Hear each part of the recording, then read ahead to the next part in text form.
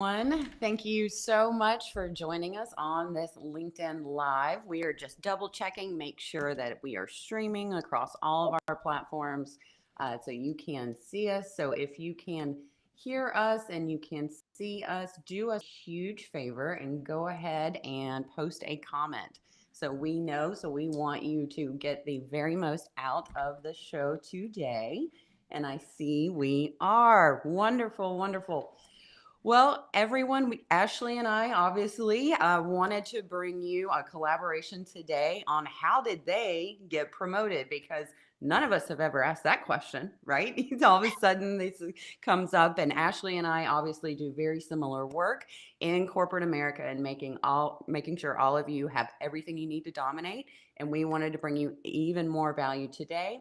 So we're going to go ahead and kick off, tell you a little bit about ourselves if you're new to either the PowHER or the Manager Method brand, and then we are going to jump right in. So hello, Ashley. Hello, Brittany. All right, so a little bit about PowHER. So my name is Brittney Canter-Barbe. I am the CEO of PowHER. I'm an executive coach and consultant, and I help women in corporate reach the top, claim their power, and absolutely take control of their lives. And I do this through mindset shifts, through a lot of strategy, and we want to make sure that you build a career that brings you joy, that brings you meaning, and a hell of a lot more money than we ever thought possible. So after living through the trenches for 16 years in corporate, much like Ashley did, what we have learned, we have taken, and we are now delivering to everyone else to make sure you don't have to experience the same kind of pain that we did. So with that being said, Ashley, tell everyone a little bit about you.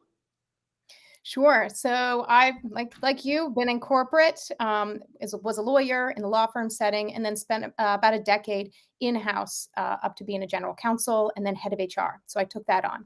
So HR shaped my mindset much into, I saw the pains of litigation, that even the winners feel exhausted at the end of it, and so many disputes in the workplace really stem from a lack of communication. So I wanted my North Star, which I came to through experiences, living abroad, mindset, to be helping people work together, helping managers have some very basic, easy steps that they can be better, and also employees on how to work with managers and help their own careers. So helping everyone work better together at all levels of the corporate ladder. So that's what I do at Manager Method. And that's no easy feat, as we Sure. realized very quickly. Yep. Oh, well, Ashley, I think that, with the clients that I work with and what I experience so much in you as well, I see just so many executives that constantly are frustrated and complain openly about the level of talent on their teams, right? They're like, why can't they just get it? Because it seems so second nature to them because they've spent decades doing it. And we all know that it's easy to go down that rabbit hole of an executive, hey, just perform for our teams. But we also know that's extremely short sighted. So I would love to know, with the Manager Method, what you saw over your career and what you see with all your clients now, is what the underlying issue is. I think it's an issue that really is both at the employee, meaning individual contributor level, and in the manager level, that so many haven't gotten that proper training, the basics.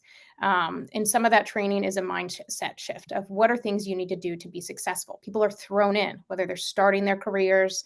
Now, a lot of people aren't getting great onboarding experiences. It doesn't even have to be great, but having some of those pointers on how to do things that help others to help your own career. So if you make other people's lives easier, oftentimes it can make your own life easier. Up to managers where, even more than new employees. I mean, new employees, at least when you tend to start at a company, you'll have some sort of onboarding, and it varies wildly as we know, but there tends to be some sort of formal program, even if it's like a welcome lunch and like, here's the team. But as a manager, oftentimes you're plopped into this position. And because maybe you're there because you were so successful in your individual contributor role, there's an expectation like you'll figure it out. And so sometimes people take that and find all sorts of resources behind the scenes, watch YouTube videos, do all of that. Other times people take on this persona of like, I have to be the boss. And it's this hard, thick skin. And it ends up creating real issues for the team. And so a lot of times people get frustrated. Totally, leadership management training. And there's just, it's a lack of training. And you will see, and it's really common.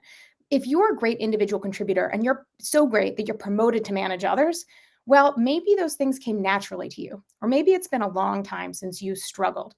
And so your tolerance, your ability to train, but also your tolerance for poor performers is probably low because you're used to like crushing them on a sales leaderboard, or you're used to being the one that gets the gold stars, and you don't want to work with those that have the bronze. And so it's this lack of tolerance for people that don't have these skills. And so when you have that, it creates the favorites and the least favorites, and it just has this disconnect in the workplace that ends up. So I just think having, which we'll talk about some of these skills that are helpful, but training is such a core piece of it. And it does not have to be, go across the world for a 3-week intensive.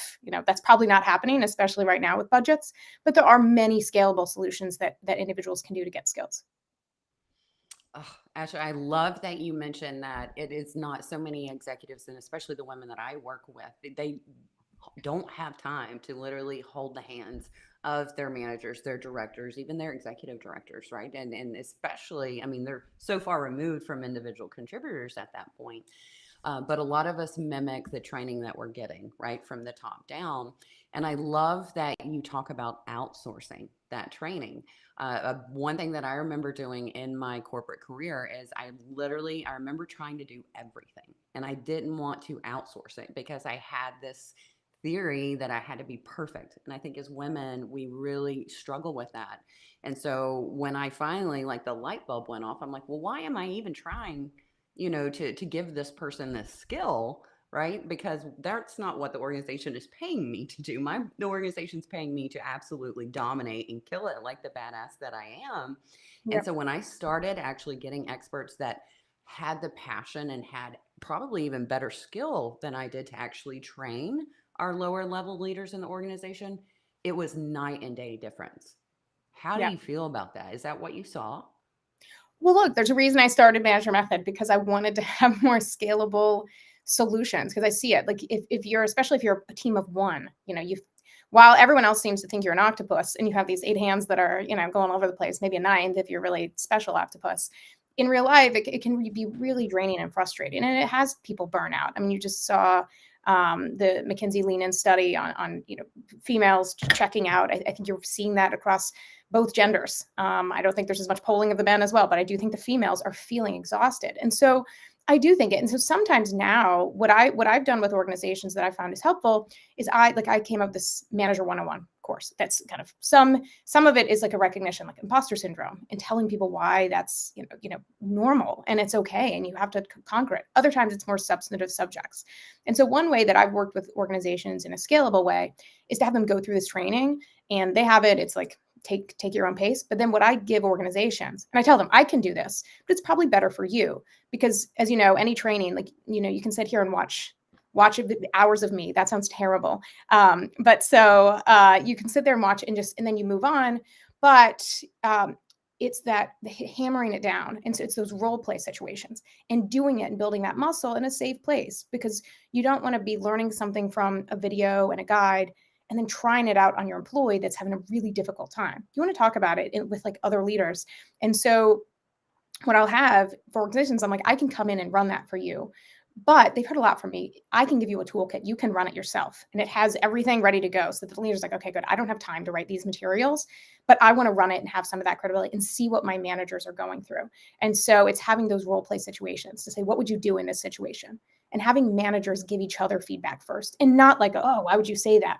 But it can be so helpful to see other managers be vulnerable and have that hammered down, so that you have that muscle and that comfort zone before the time happens when it's really in a potentially life and death situation for an employee, or a very personal situation. So I think having that outside voice, like everything in my life, I'm not an octopus. I'm not an expert. And so I outsource those things. And I think others as well. What about you? I'm curious, Brittney, as far as some of that training or some of the topics you found that have been most helpful. Yeah, I mean, when it came to really scaling up my team as quickly as possible, because as an executive, I mean, I was, we all had the quote unquote big girl job, and you had to deliver, and there were not enough hours in the day to give that specialized, level of training to all these employees. So I always mentored all of my vice presidents, my directors, is to find a scalable outside solution of someone that can be that third party. Because what I found is, especially at those individual contributor, let's say up to a director level, they're not as honest with their leader about something that they can't do. And they will yes you to death, right? Because at that point, you typically don't have the confidence to be like, yeah, I don't think that's a good idea. And they were really open with this outside, consulting company. So we always outsourced anything and everything that we could like that, but we always had someone spearhead that, someone to be the voice of that and to run it internally so it could still be customized for the business. Yep. I think that makes sense. I totally think it's a scalable. Again, we all have seen budgets right now. They're not growing right now. But there's that need is more important than ever. You may have a manager that's now taking on a team twice their size because you're not going to backfill someone that left. Or you have individuals that are becoming managers in a time where there's a lot of pressures on the business. And so I really do think it's helpful to find those resources. Again, having that external thought partner is great. Finding internal thought partners is also great. Thought partner, again, for those that aren't as familiar, really meaning that person that you can have a trust that's not going to laugh, but is going to go, I totally have the same question, and can be the truth teller as well, not just, oh, that sounds great.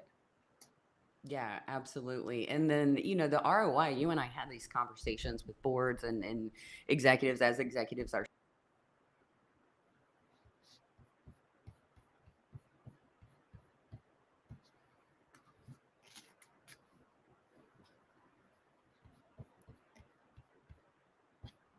It may be frozen. If it's frozen for everyone, feel free to drop a comment. But Brittney, if Brittney is in, oh, there we are. There's Brittney We're back. back. I was gonna say Brittney's in the we've had I'm in the real life 2022 world of flu overtaking our house overnight.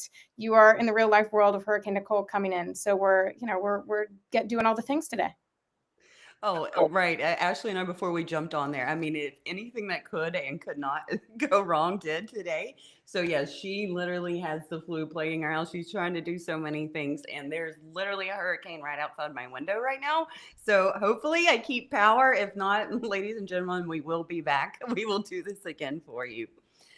So, Ashley, let's dive into our next topic, and that's really, taking the time to develop mid-level leadership is absolutely critical for executives. And I think so many executives, and I was very guilty of this myself, is if someone didn't immediately come into the organization and dominate, if they took like any of my time, I was very much a hire slow as possible, fire as fast as possible.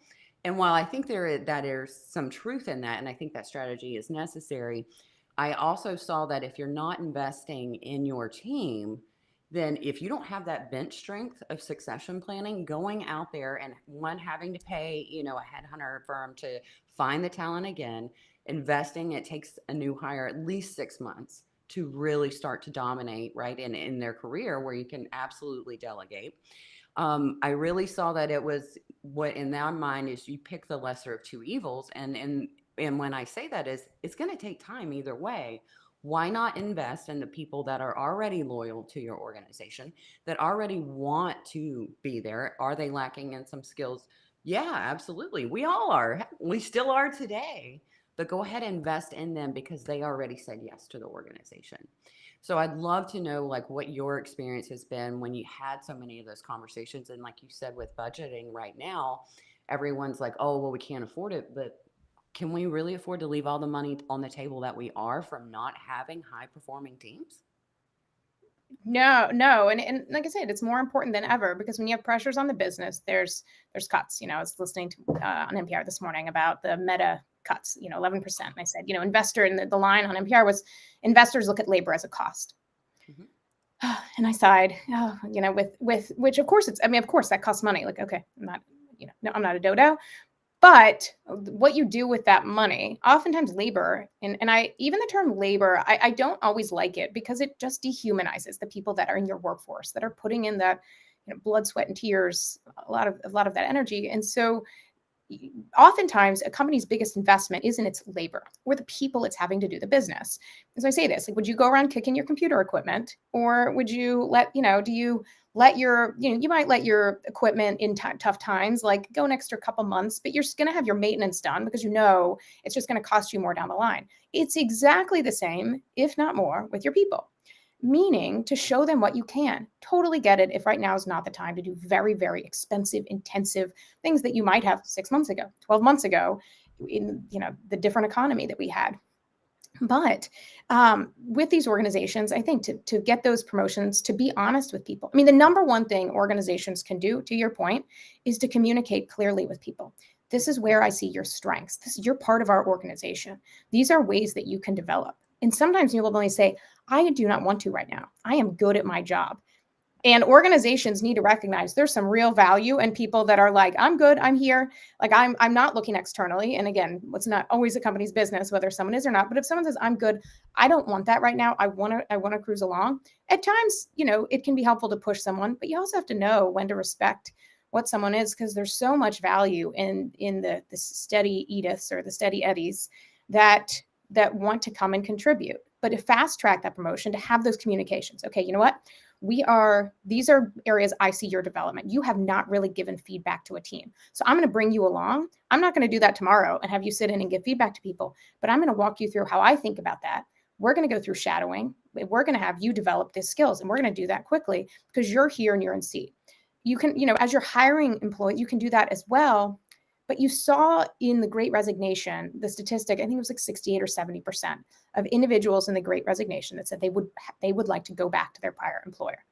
And I think that's super normal. I don't think that's actually probably that unique to the Great Resignation, maybe with onboarding, but there's oftentimes that time. People are a few days in, weeks in, months in, where they're like, I made a mistake. I'm feeling very uncomfortable. I need to go back into my home, into my turtle shell, and go back to that. And sometimes that's right because you realize you were sold a bag of goods or this isn't, but sometimes it's getting over that hump. But that hump is really common. So onboarding those new employees is going to take more time, as you say, than investing in your current team and spending time on some of those resources, spending money on some of those resources. But again, the cheapest thing, the first thing is having communications.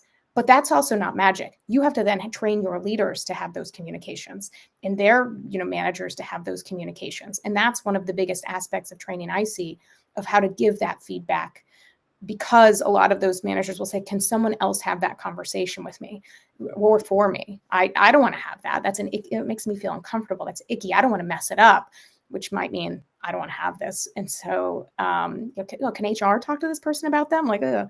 And HR is not going to train your people. They're not going to, that's not going to develop your people.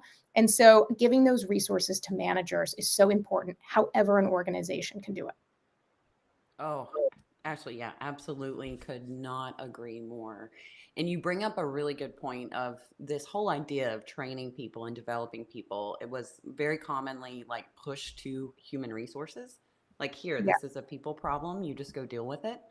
And what I have noticed is that so many organizations really like to use that as a scapegoat. And then we saw in the past few years, and it was really COVID, that it seemed like all of a sudden HR, quote unquote HR, all of a sudden had a seat at the table, but they didn't have a voice. And what I saw as someone that ran people for over 16 years is that most HR folks had never got to that level of an organization. And let's face it, they didn't know how to claim Right. their voice. They actually didn't know a lot about business acumen. And for the first time, organizations are finally doing that. And they're all of a sudden asking this function of the business to perform at a much higher level, but they've never done it before, nor have they even seen people do it before, because HR wasn't typically in that room, with the CFO, with the CEO. The CHRO title in general is very new, unless in a lot of organizations still. So I really found that a lot of the HR executives that I had on my team, I really had to upskill at a extremely fast level, because all of a sudden they did have a voice. And all of a sudden I had to like catapult almost 10 years of learning, right, in just a Right. few short months.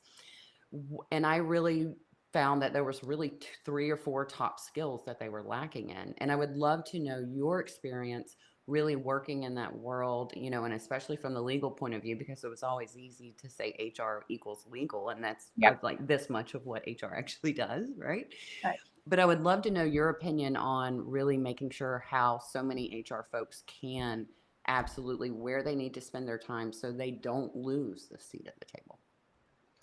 It's great, and it's super common because frequently as I post content, people every time basically will say HR is not your friend. And I say this, that they are absolutely not your friend, because that's not their job. And that's also not doing you a favor. I say that, friend Ashley, something bad is going wrong. Oh my gosh, that stinks. Let's go grab lunch. Let's grab coffee. Let's grab a drink. HR Ashley is a conduit. Okay, what can we do in this situation? And good HR, has the skills to know how the communication again is number one important. So if something like a manager tells you something, oh, this person had this concern, and is knowing to ask the manager, did you tell them you were talking to HR? Do they know? Do they expect me coming to talk to them? And manager saying, oh, I didn't know what to say. I just said, okay. And okay, they asked me to keep it quiet. I said, okay, but I don't think I should. Well, that's right, you shouldn't. But it's important that an employee have a sense, they need their hand held of, oh, I'm going to talk to HR because they will come talk to you. So some of those communication skills, but oftentimes HR then has to teach the managers or the executives. And so the other is exactly that, in finding your voice. That I say, as much as people say HR is not your friend, I get it. And people say HR is evil. And that tells me that someone that they love has had a very deep, lasting experience with HR. They may have been on like one of these Zoom layoffs you've seen recently, where someone, reads like this and, stares blankly, reads down like this. HR may be sitting there to the side, doesn't say anything. And they think to themselves, why are you on this? Like, you're there as a witness. What are you, a witness? Like, you can't even give me information. What's up with my benefits? Like, this horrible thing. And so in finding your voice, HR often doesn't know that they can and need to speak up. And HR is always going to be, as their voice is going to be as loud as leadership allows them to be. And so it is a bit of a push and pull to find your voice, to explain to leadership why things are so important. As I said, the layoff, which is certainly not HR's biggest role, but right now is a really common one across industries. But for HR to say, hey, hold on a second, we got to do this better. We don't want to be the Twitter, oops, we messed up, having headlines. We got to call people back to the office.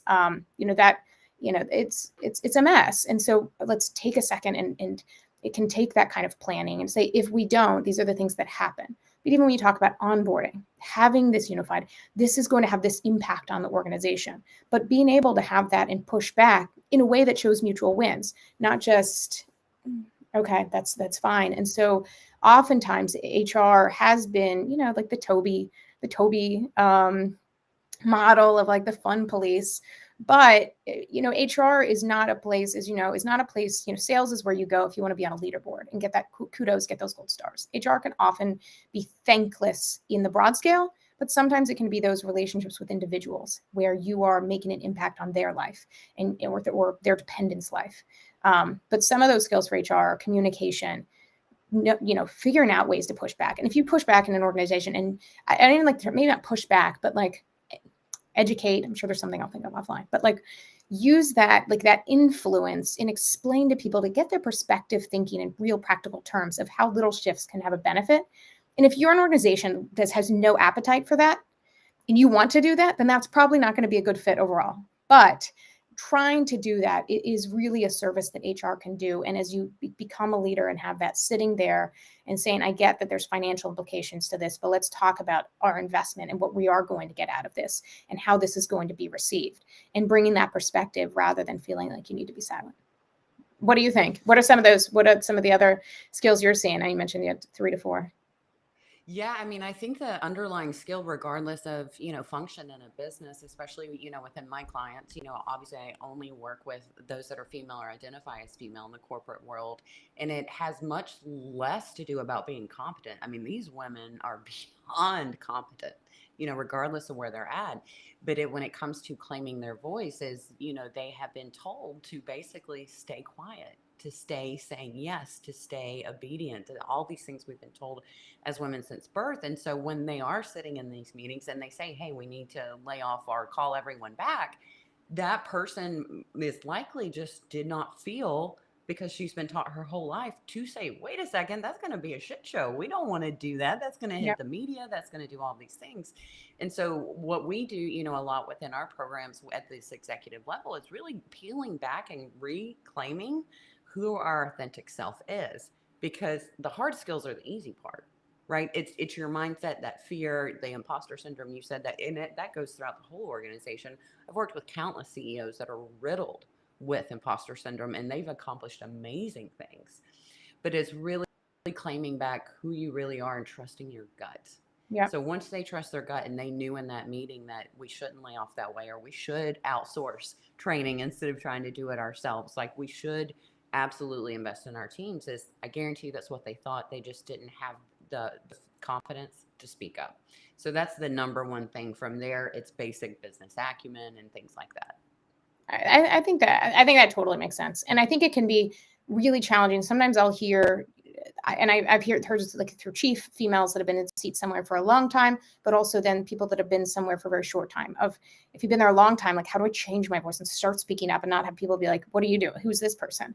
Or if you're new in an organization, how do I come in and not look brash? And I say, well, again, sometimes some people might think if you speak up, you're brash, but there's also ways to do it, and you can planting that flag. And so if you've been somewhere for a long time and you feel like you haven't really spoken up, saying, you know what, and again, likely in a one-on-one session with your boss, whether it's CEO or any level of the organization, to say, I've thought about this, as I've had some thoughts and opinions about the organization for a long time. And I feel like I've kept them quiet, and that's not good for the organization, not for me. And again, and being open to say some of my ideas, they may not make sense. And again, that doesn't have to be the first thing you say, because oftentimes we discount it. But to say, I've had some ideas and I thought to myself, why did I keep that quiet? And I want to find better ways to use my voice and chime in and add to that, because I don't think it does a service if I'm keeping quiet. I know others are as well. So not just for myself, but how can we, get others, especially others that may be in groups that don't look or feel like the rest of the organization? How can we ask for that input? Because I've realized that at my level, people would think I'm feel super confident. While I feel competent, I am lacking that confidence, and I think it's important to recognize that for everybody. So that can be a way for executives, for any type of employee, and for those others to really have their voice heard and be called on.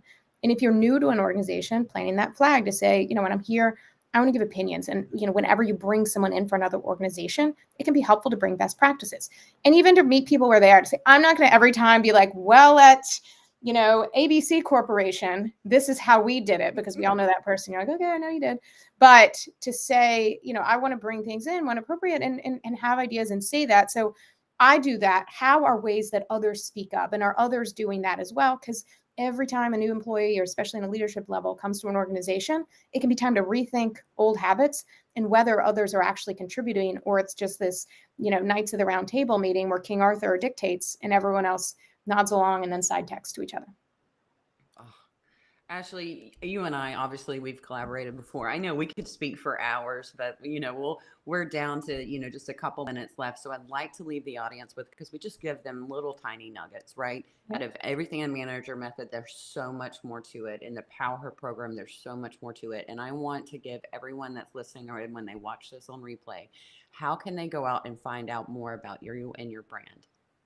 Sure. Well, you can find me on social media, largely on LinkedIn. Feel free to connect with me on LinkedIn, Ashley Heard. I'm at Manager Method on TikTok and Instagram, my two biggest platforms. And my managermethod.com is my website. When you go there, it asks whether you're an employee, a manager, or an organization, like maybe an HR. So there's different things I offer that, again, all aim to be pretty scalable, so that organizations can also take those tools and run them themselves. And if there's anything specific, go to the very bottom. There's contact. Happy to set up time to talk about what might work, especially for your organization. What about you, Brittney? PowHER. Awesome. Yes, PowHER. Well, yeah. So if I will drop in everything, and Ashley will as well, into the comments, that way you guys can access this. But the best way to follow us is absolutely go to LinkedIn. If we're not connected already, shame on you. I want to connect with you. I want to see what you're doing, and definitely go out and subscribe to the Powerhouse podcast. We release something every single week for executive women to absolutely dominate.